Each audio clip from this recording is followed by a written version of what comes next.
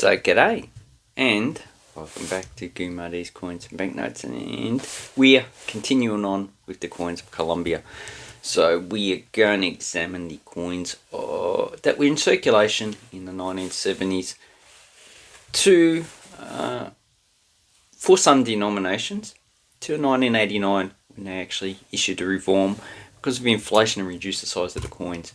But this is a bit of a more interesting series because it celebrates a lot of the independence members who helped Colombia gain independence. Okay, so here we have the coins. They're the two middle lines. Up the top we have the centavo coins and also the 5 pesos, which were in circulation in the 70s. Now they got rid of the 2 centavos in 1965, so that might have been in circulation, but it's a bit hard to actually get information about the circulating coins in the 1970s, except for just basic information about the coins, the dates and the mintages themselves. Okay, but with only 2 million of this one, it's safe to say that really wasn't in widespread circulation. And then we get rid of these centavos. These were pretty much last minted in 1979. So then we have these coins. Now I could include these two, the 25 and 50 centavos, as 1970s coins, but I just wanted to include them here. Okay, now they did have a 20 centavos and a 25, which they issued in 1979. And the 50 centavos and 1 peso was last minted in 1980. Now, as for the first mintage, okay, this is a single year issue, aluminium bronze, 1979. The 50 centavos was minted from 1979 and 80, the smaller version, because previously they had, where is the actual coin? Previously the 50 centavos was a bigger coin, pretty much the size of the United States $half. Then we have the 1 peso minted from 1974 to 1980, but because the mintage was quite high, it could most likely circulate up into the late 80s. The 2 pesos minted from 1977 to 87. The 5 pesos, okay, so I'm stretching my knowledge here, minted from 1980 to 88.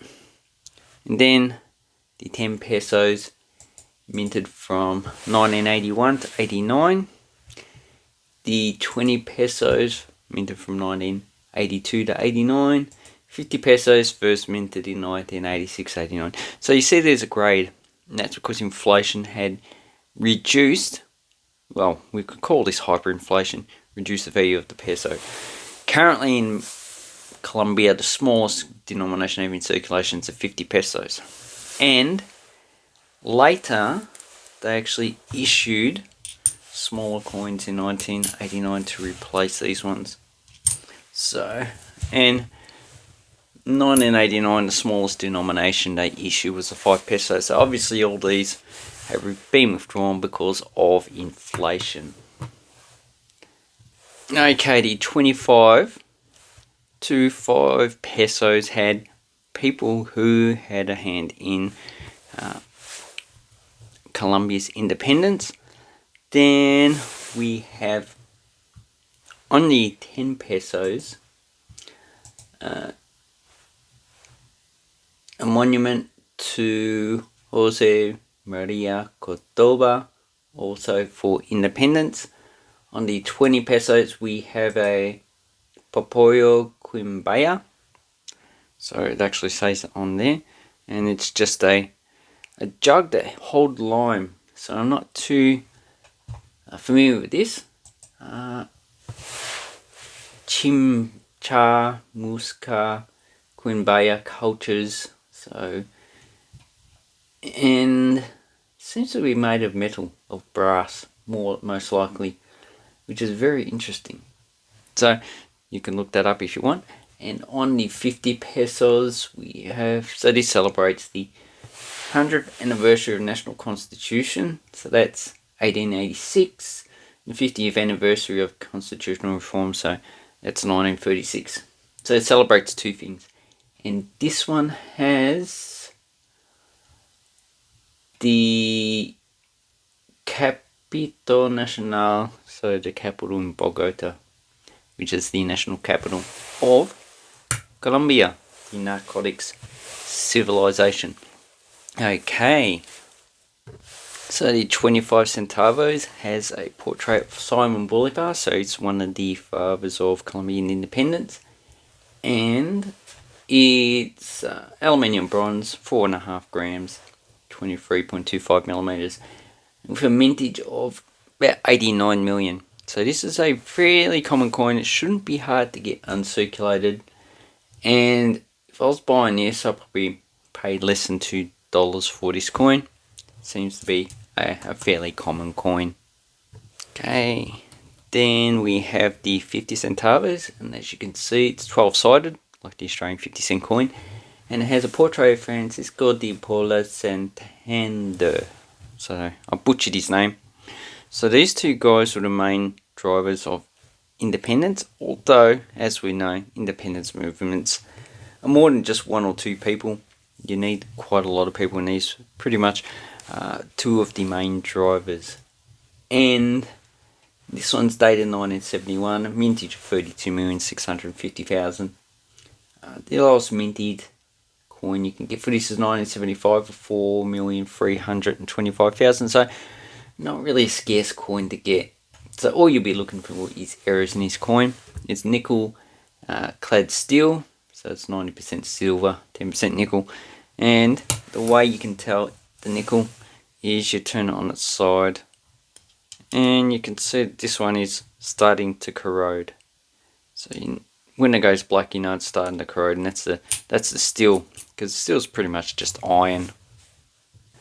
Okay, the 1 and 2 pesos, they both have the same portrait of Simon Bolivar, but as you can see, the 2 pesos is smaller, and they're both pretty much copper and nickel coins, with the 1976 having a mintage of 98 million, so nearly 100 million for this 1 peso. And the lowest minted coin is 1978 with 48,600,000. So that's a common coin. Now the 2 pesos, we have basically, it's just copper and nickel, 92% copper. That's why it's a pretty dark brown, or getting dark brown. But this one, because it only has 65% copper and it has 15% nickel, it makes it a lot more silverish. Now the zinc doesn't seem to play that much of a role, with only 20% in the color determination. Okay, so first mintage of this coin was 1977, so this one was 76.6 million. The lowest minted coin is 1987, 30 million, so really shouldn't be too hard for you to get. And if we look on the side, this one's reeded, and this one has inscription on the side, Casa de Monita, blah blah blah blah blah. You can find the information, and these are all minted in Bogota, which is the capital of Colombia. Now the next coin we have, this one has a female on it, and her name is Policarpa, and her hands are bound, and she's facing her execution. So she was shot for treason by the Spanish officials. So, and the story is that they were leading her to execution. They usually shoot him in the back for being traitors, but she turned around to face the executioners, which is a brave thing to do. So this coin first minted in 1980, so this one's dated 1980. Has a mintage 146 million for this coin. The lowest mint is 81 with 9 million, so pretty a common coin you're going to get. I've had quite a few of them. This one's interrupted milling, although this milling's actually quite poor. So on the back of the coin, we just have industrial building of Barrancabermeja refinery. Okay, so it's probably just a refinery. Looks like a cracking facility actually. Yeah, refinery. So this is where they process oils. And this coin you can pick up for about $1 or so. Okay, the next one we have is the 10 pesos. So this is the more interesting coins. The ones that replace these are quite boring. And this is the monument of Jose Cordoba. It's another independence fighter from Spanish rule. And on the other side we have the map of San Andreas and Providencia Island. Okay, so that's just a topographic map, it looks like. And it has the information up the top. 10 pesos, this one, and it also has coordinates. So this one's dated 1981. Has a mintage of 104 million. So this one should be fairly easy to get in high grade. The lowest mintage is 1988, 50 million. 1989, we're not too sure on the mintages, but it seems that that one is a bit... It's easy to get, but it's just the lowest minted. So this one, the 20 pesos, has the Museo del Oro, Museum of Gold, and it has the name Poporoyo, whatever. Okay, so that is more of an interesting arc if you're into archaeology, and it's also has no reading or anything on the side, or if you're interested in indigenous cultures of South America. Okay, the last coin is 50 pesos. So he has the national capital, Bogota. It has the information down below, stars, so probably representing all the provinces of Colombia. Information. This one is lettered on the side. So Libertad y Orden. Yeah, I don't speak Spanish. Okay, this one has the coat of arms of Colombia at the top. 50 pesos. And 1989 is the last year of issue for this coin. Same year they also issued the smaller coin. 80 million, so pretty common. 1986 is the lowest mint, 14.5 million. Then say the 20 pesos. The 20 pesos is 1988 at 72 million. The lowest mintage is 1982 with 18.3 million. So none of these are actually scarce coins.